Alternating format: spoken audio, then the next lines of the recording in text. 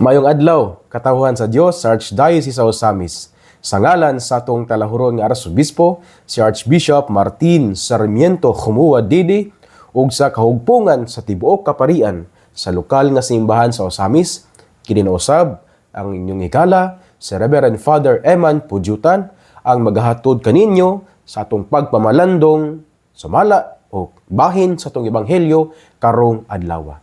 Mga igsoon ko ni Kristo, adlaw karon nga Biyernes, ika-13 nga adlaw sa bulan sa Setyembre sa tuig 2024. Ug karong adlaw ang tibuok simbahan nagasaulog sa kapistahan ni San Juan Crisostomo, usa ka obispo, usa ka santo ug usa ka doktor sa simbahan. Ug ining adlaw nga Biyernes akong pagtimbaya ngadto sa atong mga suking tigpaminaw, no? Or atong mga sumusunod, atong mga avid followers ug listeners diya sa atong FB page sa DXDD, ilabi na gayud sa atong radio station sa AM ug sa FM. Ako usab nga pagtimbaya sa ato ang mga benefactors nga mao gayoy ning tabang ning paambit sa ilang bahandi ug sa klase-klaseng mga gasa ilang gipaambit nganhi kanato sa atong radio station alang sa pagsuporta aron nga kini atong tulumanon sa matag adlaw mulahutay ug mupadayon busa sa atong mga manggihatagon nga mga benefactors. Akong pagtimbaya kaninyo og hinaot nga sa kanunay anaam gid mo sa maayong panglawas, mga maayong panghunahuna aron nining adlaw nga Biyernes kita makapadayon o kamo makapadayon sa pagbuhat sa inyong tulumanon karong adlaw, inubanan sa panalangin sa atong makagagahom nga Amahan. Ako usab nga pagtimbaya o pagpasalamat sa or on behalf sa mga nagpuyo dinhi sa balay sa Arsobispo, dinhi sa Archbishop's Residence, dinhi sa Dakbayan sa Osamis City. On behalf sa mga namuyo dinhi, buot ako nga mopaabot sa akong pagpasalamat kang Reverend Father Antonio Sagrado nga karon mao ang kura paroko diha sa parokya sa Birhen sa Kaluoy, diha sa Pangabuan sa Dakbayan sa Tangub City. Tungod kay sa mga niaging adlaw siya nagdala dinhi og kaning lansones busa kang Reverend Father Antonio Sagrado. Father, salamat kayo sa pagpaambit sa gasa nga imong nadawat, ilabi na gayud sa imong pagdala dinhi sa balay sa Arsobispo og sa mga lansones nga giyud kami nalingaw gimikaon no sa matag kaon namo diya sa pamahaw, paniudto ug panihapon, amo gayong pagasaluhan ang maong lansones nga tamis kaayo. Ug sa among pagsalusalo nining maong lansones, kami Father Tony na hinumdom kanimo nganing paambit nini. Busa kang Father Tony mao ang parish priest sa Birhen sa Kaluoy nga kaning parokya diha sa Pangabuan, Dakbayan sa Tangub. Father Tony, salamat kayo sa imong pagkamanggihatagon. Usabot ako nga mopaabot sa akong pagpasalamat kang Reverend Father Rolly Lagada nga mao ang kasamtangang kura paroko sa Holy Cross Parish diha sa lungsod sa Panaon. Sanglit usab niaging adlaw siya man nagdala og mga mangustin dinhi sa balay sa Arsobispo. Ug usab uban sa lansones nga gihatag ni Father Tony sa matag kaon usab namo, amo gayong kanon ang mangustin pamahaw, paniudto og panihapon.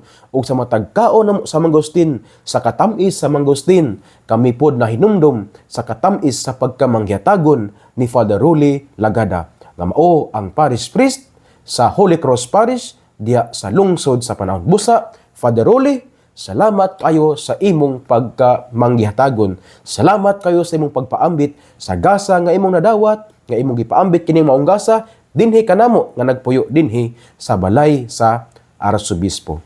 Ako usab nga pagtimbaya sa tuang manager no sa atong radio station, si Archbishop Martin Sarmiento Jumua Didi, ug usab sa CEO nga mao si Reverend Father Daryl Rosales, nga mao ang kasamtangang parish priest sa St. Joseph Parish diha sa lungsod sa Sinakaban. Ug uban usab niya ang iyang kauban diha sa parokya si Father Giovanni Cañete.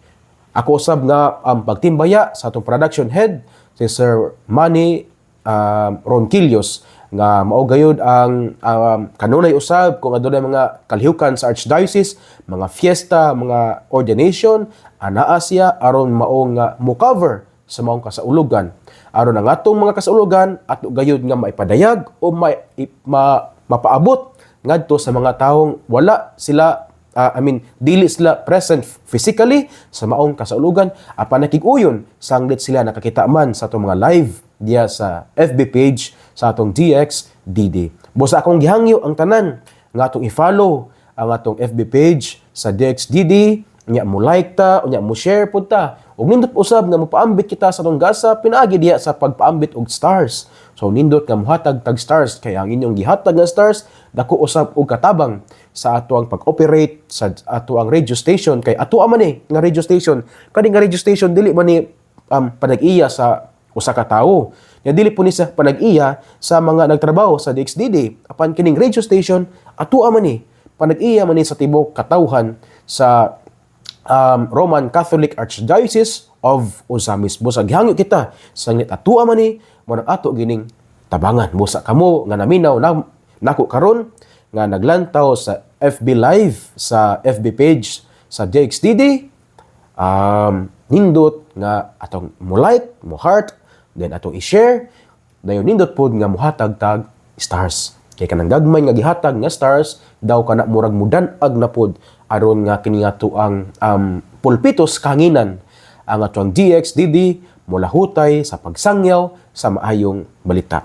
Mga igsoon ko na ni Kristo, nining adlaw nga Biyernes, September 13 sa tuig 2024 sa pagsaulog sa memorial ni San Juan Crisostomo, ang atong ebanghelyo atong kutluon sumala sa ebanghelyo ni San Lucas. Himayaon ikaw o Ginoo. O gisultihan sila na Jesus niining sambingaya. Ang buta dili makaagak sa laing buta. Kon buhaton niya kini, mga hulog silang duha sa kanal. Walay tinun-an nga labaw sa iyang magtutudlo. Apan kon ang tinun-an makatapos na sa iyang pagtuon, mahisama siya sa iyahang magtutudlo. Nganong magtan-aw ka man sa puling sa imong isigatawo, apan wala mo tagda ang troso diha sa imong mga mata. Unsaon mo man pag-ingon sa imong isigatawo, ambi, ako'y pakuha sa imong puling, nga wala ka man gani makakita sa troso nga anaa sa imong mata. Maot, kuhaa una ang troso nga anaa sa imong mata, aron makakita kapag ayo ug makuha mo ang puling sa imong isigatawo. Mga igsoon ko na ni Kristo ang ebanghelyo sa atong Ginoo. Daygon ikaw o Kristo. Mga igsoon ko na ni Kristo, sa dili pa ta mamalandong sa atong ebanghelyo, atong hisgutan gamay ang kinabuhi sa Santo nga kansang kapistahan o memorial atong gisaulog karong adlaw. Gamay lang kayo nga ato ang pagpamalandong sa kinabuhi nining atong Santos karon no, si San Juan Crisostomo. Gitawag ni siya og San Juan Crisostomo, unya napo ni siya lain nga kaning alias no. Kani bitaw ang alias nga kaning Golden Mouth. Mao ni ang meaning sa kaning Crisostomo, Golden Mouth. Kanang gitawag siya kaning Golden Mouth na wala nagpasabot nga gold ang iyang bakba o gold ang ngipon o gold ang dila. Gitawag sa Golden Mouth tungod kay effective kayo siya nga magsasangyaw sa pulong sa Ginoo. Gani daghan kayo siya og mga homilies, daghan pud kayo siya og mga sermons, daghan pud kayo siya og mga kanang gipangsulat.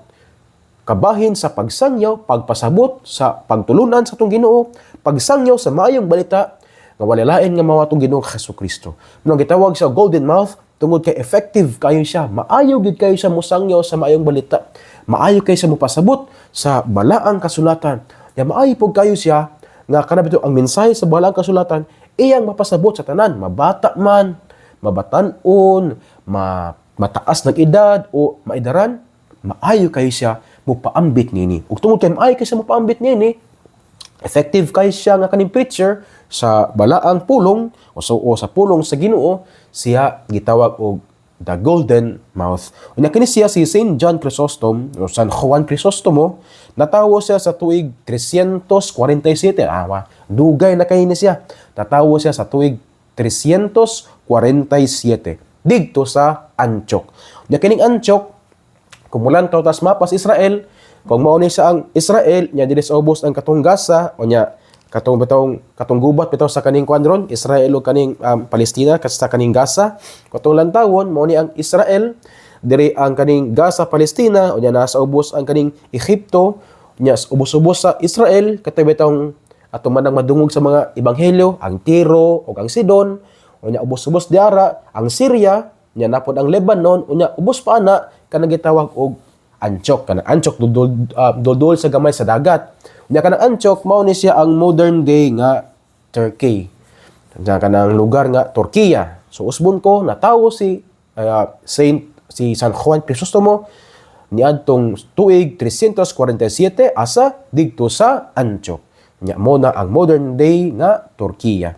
Unya kaning Antioch usa po ni siya ka significant nga biblical place or significant nga kaning lugar. Gani kung atong basahon ang buhat sa mga apostoles kapitulo 11 versikulo 26 usbon ko, buhat sa mga apostoles kapitulo 11 nya versikulo 26 ato mang mabasa nga diining lugar nga Antioch or sa lugar sa Antioch gitawag ang mga disipulo ni Kristo o gitawag ang mga sumusunod ni Kristo nga mga Kristiyano. So usbon ko diri sa Antioch din asa na tawo si San Juan Crisostomo matod sa buhat sa mga apostoles kapitulo 11 unya versikulo 26 dinhi sa Antioch mao ni ang lugar diin ang mga sumusunod ni Kristo, ang mga disipulo ni Kristo gitawag og Kristiyano.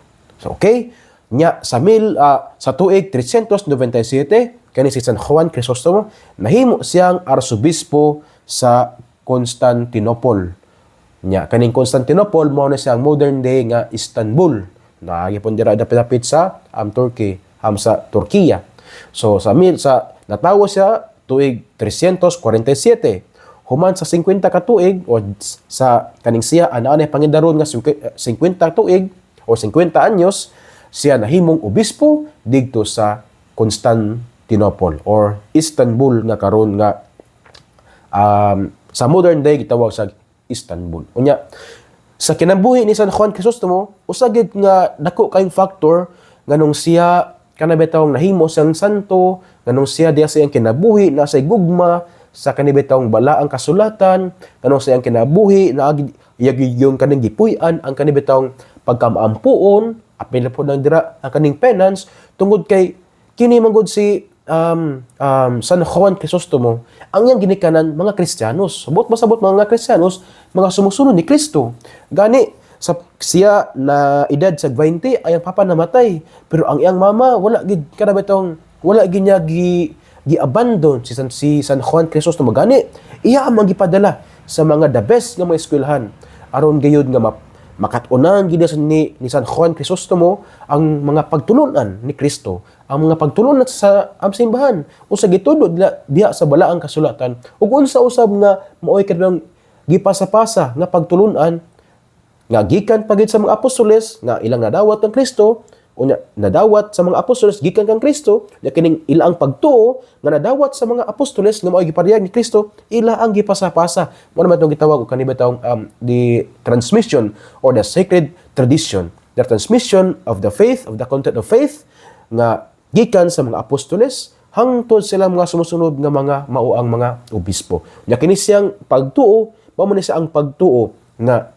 ila ang nadawat usab sa mga apostoles gikan kang Kristo. Busa usbon ko na ang kanigi si San Juan Crisostomo gipadala gid siya or gipaeskwela gid siya sa iya ang mama diha gid sa eskwelahan diin si San Juan Crisostomo motubo diha sa iya ang katolikong pagtuo siya motubo diha sa iya abitang Kristohanong pagpuyo sa kinabuhi nga isip sumusunod ni Kristo. Ug wala gid masayop tungod kay si San Juan Crisostomo sa dihang siya nagtubo, iya magyung na-imbibe ang mga pagtulunan nga iyang nakatunan sa eskwelahan. Siya nahimong diakono, siya nahimong pari, siya nahimong obispo, o siya nahimong santo. Gideklara siya nga doktor sa simbahan tungod kay ang iyang pagtulunan gayud, makatabang gayud diya sa pagpalawom o pagpalig-on sa atong pagtuo. So you see, mga igsoon ko na ni Kristo, ang kinabuhi ni San Juan Crisostomo, nagtudo ka nato, kanabitong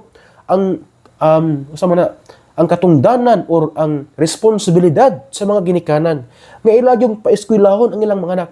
Ang pagpaeskwela nila sa ilang mga anak, dili kay eskwela lang ka dito, dili. Ang mga anak nya katungdanan sa mga ginikanan nga kining ilang mga anak ilag yung ipadala sa mga eskwelahan, diin asa mutubo ang bata, diin asa mulambo ang gasa sa pagtuo nga nadawat sa maong bata sa dihang siya gibon yagan. So usbon ko, so sama sa mga ginikanan ni San Juan Crisostomo nga gipadala gyud nila ang ilang anak ngadto sa usa ka tulungaan diin mutubo sa pagtuo si San Juan Crisostomo. Kini nagpahinumdom sa tanang ginikanan nga aduna gyud mo'y mga responsibilidad sa pagpaeskwela sa inyong mga anak sa usa ka tulungan diin mutubo ang gasa sa pagtuo nga iyaan nga dawat panahon sa bunyag. Ug dinhi sa tong Archdiocese sa Osamis mao man ni ang kanabitang ang role o mao ni ang purpose nganong naatay mga parochial schools, no? For example, ako sa high school diha man ko nag-eskwela sa St. Matthew's High School of Aluran Incorporated. Unya ang uban pod nga mga pari dira po sila eskwela sa mga parochial schools, although wala man nato gidiscredit ang public schools kay naama po na sila natampo or kanabitong na-contribute sa katilingban so sama sa mga parochial schools, pero kita giawhag nga mo pa-eskwela tas ato mga anak diya sa usa ka tulungaan din mutubo ang iyang pagtuo nga iyang dawat. Ang gasa sa pagtuo nga iyang dawat panahon sa bunyag. Wala man ta nag-ingon nga perfect na gyud nat ang tanan natong mga parochial schools nga ang tanang eskwela sa parochial schools or ang tanang kani eskwela sa sorry. Nga ang tanang nga eskwela sa mga Catholic schools kana nalagay assurance or guarantee nga mahimo nagyud silang santos. Wala man ta nag-ingon yana, pero kana nga ang kinabuhing Kristiyano, ang pagtuo, ang gasa sa pagtuo kailang nadawat panahon sa bunyag ato gid silang ipadala ngadto sa parochial schools aron nga kining gasa sa pagtuo mulambo o mutubo. Kay niana lang mga paagi nga kung mutubo og mulambo ang ilang gasa sa pagtuo, sila dias katilingban makaayo kadtong makahatag og maayong bunga. Din pinaagi nining maayong bunga, ang taong makakita sa maayong bunga makaila kinsa ang Ginoo. Usbon ko mga igsoon kada ni Kristo. Diyan memorial ni San Juan Crisostomo kita gipahinumduman. So sama nga siya, gipadala siya sa iyang inahan sa pag-eskwela sa usa ka tulungaan, diin mulambo ang iyang pagtuo, din mutubo siya isip usa ka Kristiyano. Kini po nagpahinumdum sa tanang ginikanan nga inyo pud untang ipadala ang inyong mga anak diya sa atong mga parochial schools. Nindot man kay kuan man sa atong mga parokya na mga ang parochial schools hinong dili tanang ang parokya nga naa, pero sa mga parokya nga naa mga parochial schools or sa mga ang parokya nga duol ra kayo ang parochial schools, although ang parochial school kay nasa pikas lungsod pero duol ra kayo, accessible ra kayo, kita o kamo mga ginikanan adunay katungdanan, adunay moral responsibility rooted in your faith, rooted in your baptismal calling to send your children or to send your children for them to study in our parochial schools. So muna mga igsoon ko diha ni Kristo ang atong makutlo sa kinabuhi sa santo nga atong gisaulog karong adlaw, si San Juan Crisostomo. Karon arita sa atong ebanghelyo. Ang atong ebanghelyo mubo ra kayo nga bersikulo. Kay kini atong ebanghelyo kinutlo man sa ebanghelyo sumala ni San Lucas kapitulo 6 unya bersikulo 39 hangtod sa 42. So 39, 40, 41 upat ra ka bersikulo. Mubo kayo apan kung ato ni pamalandungan daw ang mensahe niini kada betong haom kayo diya sa atong kinabuhi. Ila man gayud diya sa atong pang-adlaw-adlaw nga kinabuhi. Diya sa mga panghitabo sa atong kinabuhi, diya sa pang-adlaw-adlaw. Nini nga ebanghelyo duha ka punto ang atong pwede makutlo. Una, kini bitong pulong nga blindness. Ikaduha, kaning pulong nga hipokrito. Atong nadungog sa atong ebanghelyo nga si Kristo nag-ingon nga walay buta nga pwede makagiya sa usa ka buta. Ngano man kay kung ang buta mogiya sa usa ka buta aron sila manglakaw or aron anaa sila adtuan, ang logical nga consequence is that kining mga buta mahulog gid sa pangpang. Nya, kuan man kung ato ning literalon nga pagsabot, tinuod man gyud. So for example, motabok sa dalan. Nya ang mugiya, panapula, naibutang nga gusto motabok sa dalan.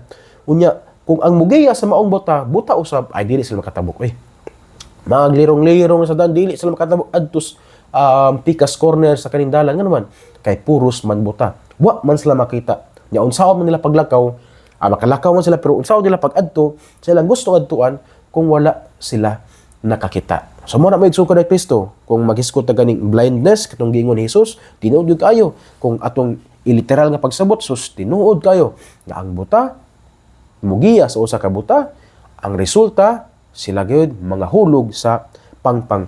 Pero kung ato usab kining blindness, theologically, mga igsoon ko na ni Kristo, base usab sa kung atong mukonsulta sa mga laing pahinas diya sa balaang kasulatan, kini ding blindness mga igsoon. Resulta din siya kung ikaw gahi kasing-kasing. Usbon ko, kayo itong blindness, kung ato ni siyang subtone theologically diya sa teolohikanhong pagsabot sa pulong nga blindness, kini diyang blindness, ang cause diya sa blindness, kung kita gahi o kasing-kasing. So kung gahi ta kasing-kasing, buta deta. Diya, ila man nagayud kini itong matawag nga spiritual blindness. Wasbon ko, kung ikaw gahi o kasing-kasing, buta ka. Mao na nga, unsa mahinungdan nganong mahimong buta ang usa ka tinun-an, kung siya gahi o kasing-kasing. Nya unsa po hinungdan kung ang usa ka tawo gahi o kasing-kasing? Well, matod sa libro ni Propeta Zefania, o niya Kapitulo 1, versikulo 17, atong mabasa din nga ayang hinungdan, nganong gahi ang kasing-kasing, gumikan sa sala. Subot pasabot mo igsoon ko ni Kristo, ang tawo diang buta, nagpuyo diha sa sala. Ang tawong buta, gahi o kasing-kasing. Unya ang hinungdan, nganong gahi o kasing-kasing, kay siya nagpuyo man diha sa sala. Murag ba ka ng kuan ba? Murag ano tong yuta bitaw, kabata man ang yuta. Nya kung sige sa agian, mugahi siya, di ba? Mugahi ang mga yuta. So kung atong kini nga analogy atong gamiton, kung ang yuta mao ang kasing-kasing, nya kung kining yuta nga mao ang kasing-kasing, sige siya og tumban sa sala, mugahi na siya. Ug kung mugahi ang kasing-kasing, matod sa pagsabot diha sa Biblia, ang resulta nini mahimo tang buta. Munang diha sa Salmo 95, versikulo 8, dito giingon nga, kung arong adlaw nakadungog mo pulong sa Ginoo, ayaw patig-aha ang inyong mga kasing-kasing. Ano man, kay ang pulong sa Ginoo nag-awhag man kanato nga atong biyaan ang sala, gakson nato ang mensahe sa kaluoy sa Ginoo og niya nang pagbiya sa sala ug pagakos sa mensahe sa gugma og kaluoy sa Ginoo, kita maningkamot nga mopuyo nga kanang diniyos nga pagpuyo o sa kinabuhi nga layo gayud sa sala. Nga naman kay matod sa Salmo 95 versikulo 8, if today you hear His voice, harden not your heart. So usbon ko mga igsoon, kining blindness o kining pagkabuta nga gisgutan sa to ebanghelyo karon, literal kung iliteral nato pagsabot, tinuod kayo nga naman kay dili man pwede makagiya ang usa ka buta ngadto pod sa iyang buta. Pero kung atong sabton kining blindness, sumala sa pagsabot sa Biblia, kini ding blindness nagpasabot nga ang usa ka tinun-an gahi og kasing-kasing ug gumikan kay siya gahi og kasing-kasing, mahimo siyang buta. Apan usa hinungdan nganong magahi ang kasing-kasing, matod sa libro ni Propeta Zefania, Kapitulo 1, versikulo 17, ang hinungdan nganong gahi ang kasing-kasing, gumikan sa sala.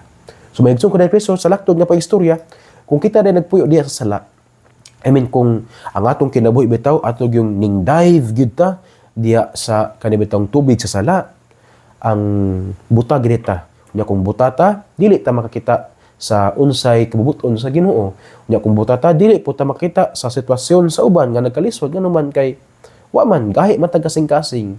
Mao nang ang hagit kanato katong giingon sa Salmo 95 versikulo 8, nga karon nga kita nga nakadungog sa pulong sa Ginoo diri sa ebanghelyo nga atong gipamulandungan, dili nato patig-ahon ang atong kasing-kasing. Usay buhaton man, kung ang usa ka kasing-kasing ning gahi gumikan sa sala, ang buhaton aron nga ang kaning kasing-kasing dili na bugahi, aron nga dili na po ta mahimong buta, well, atong biyaan ang atong sala na kita maghinulsol sa atong mga sala.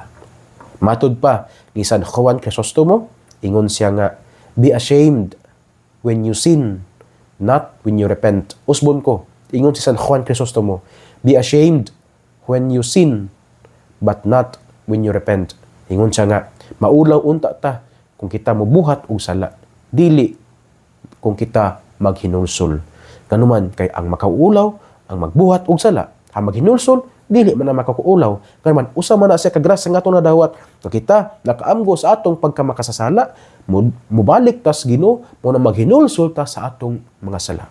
Mo na hagit ka nato may igsuon ni Kristo karong adlaw, nining atong kasing-kasing nga daw ning gahi na gumikan sa mga sala nga atong nabuhat, nga mao hinungdan nganong nahimo tang buta sa paglantaw sa kabubuton sa Ginoo, buta sa paglantaw sa dalan o sa buta sa paglakaw sa dalan nga mao si Kristo, o buta diya sa paglantaw sa panginahanglan sa uban.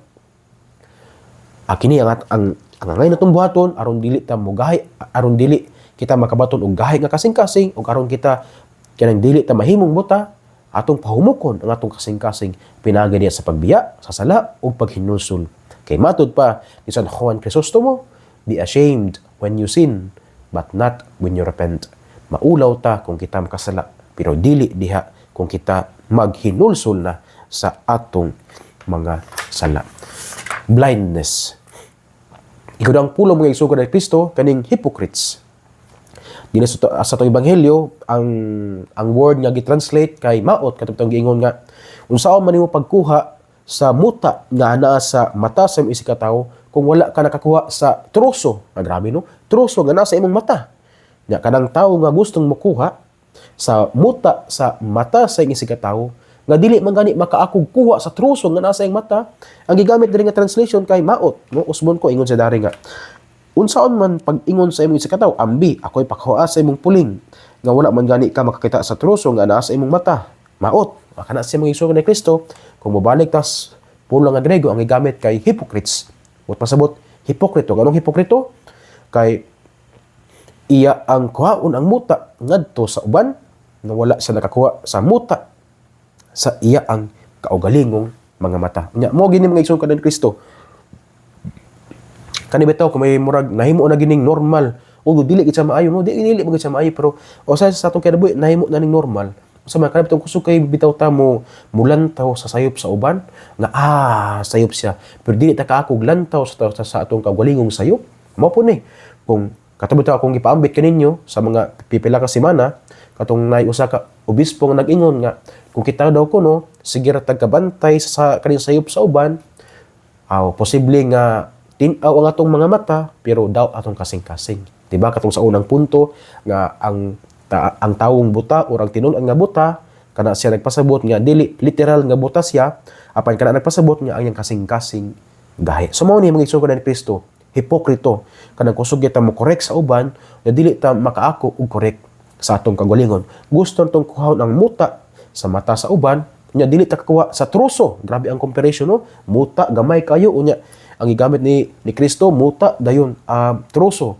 So kumukuha ka muta sa mata sa imong isikatawo, na dili ka makakukuha sa troso sa imong mata, pastilan tagong kita nag hipokrito. Nya mo nitong likayan ng igsoon ni Kristo. Kani kusog kayo bitaw ta mo correct sa uban, nya dili ta makakorek sa atong kagalingon.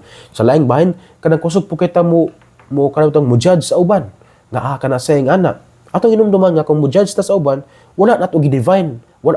Kung mo judge ta sa uban, wala nato gi-define kung kinsa siya.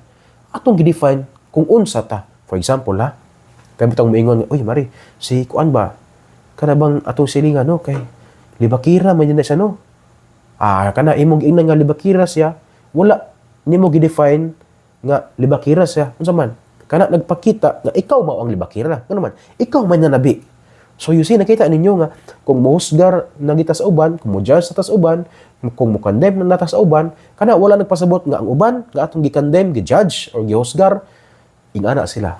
Wala. Kana nagpakita kung unsa yuta. Kana bitong maingon ta nga, kana siya kay, kana bitong libakira, kana siya kay palautang, kana siya daotang tawo. Kung musugod na kita ingon og ingana, nag-define nga, wala na nag-define kung unsa gid sila, kana nag-define gina siya kung unsa gid ta sa atong kinabuhi. Mo nang dili ta angay nga kana bitong wala man ni nagpasabot nga dili na ta mo correct sa uban. Naman ta gitawag kaning fraternal correction, naman ta gitawag kaning fraternal concern. Pero kini siya nagpasabot man nga sir ta mo buhat nini, dapat magbuhat tawag kanitong self-examination. Unsa man ni? Atong i-examine nato atong kagalingon kung unsa ba gid ta.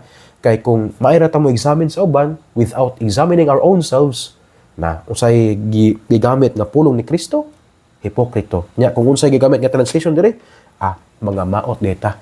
Subot pasabot ko ni Kristo, ang mga tao dili nga tinuod nga gwapa o kanang ang mga tao nga tinuod nga gwapo, kana ding mga tao nga dili hipokrito.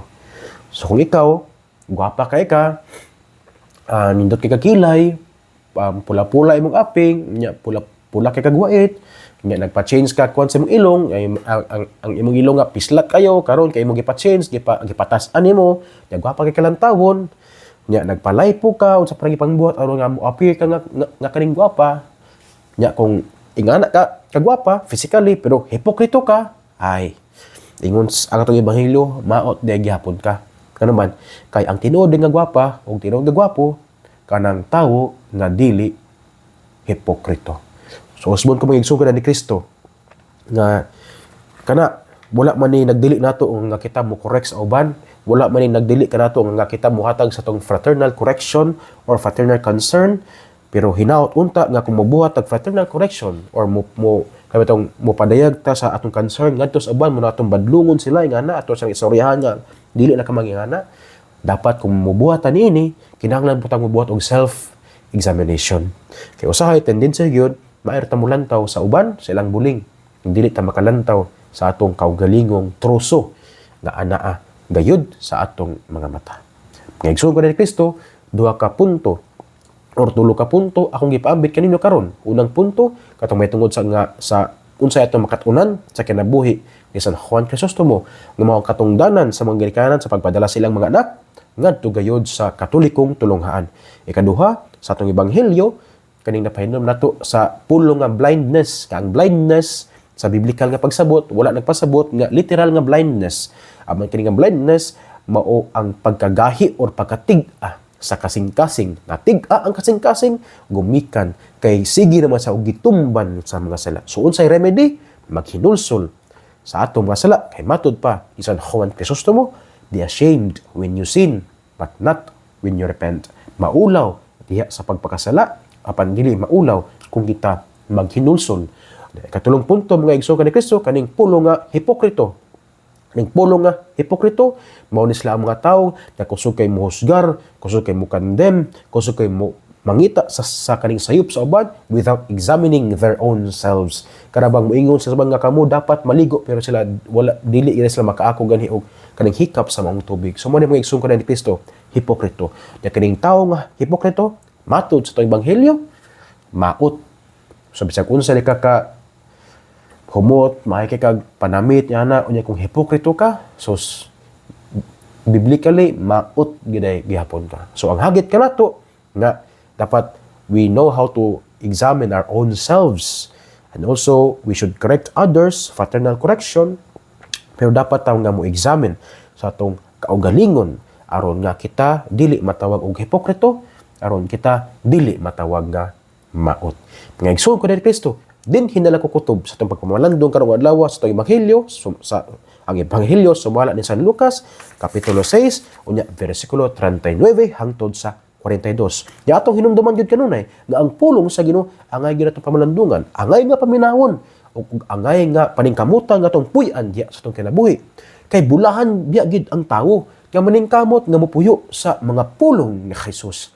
Sama siya sa usa ka kahoy nga gitanom daplin sa sapa, kansang dahon dili gayud malaya. Unya tiempo sa ting bunga siya mohatag og mamaayong bunga. Igsoon ugman usab. Usbon ko ako nagpasalamat or on behalf sa mga namuyo dinhi sa Archbishop's Residence.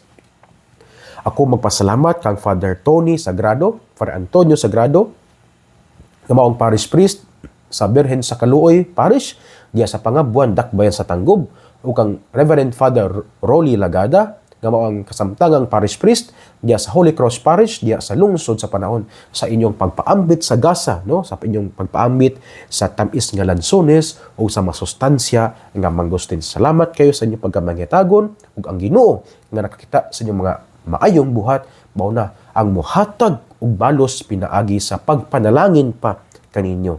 Kaya ang tawong manggihatagon makadawat gayud og mas pinilo pa nga mga panalangin gikan sa atong Ginoo. Hinaot nga kining tanan nga atong gipamalandungan atong puy-an gyud diha sa atong kinabuhi.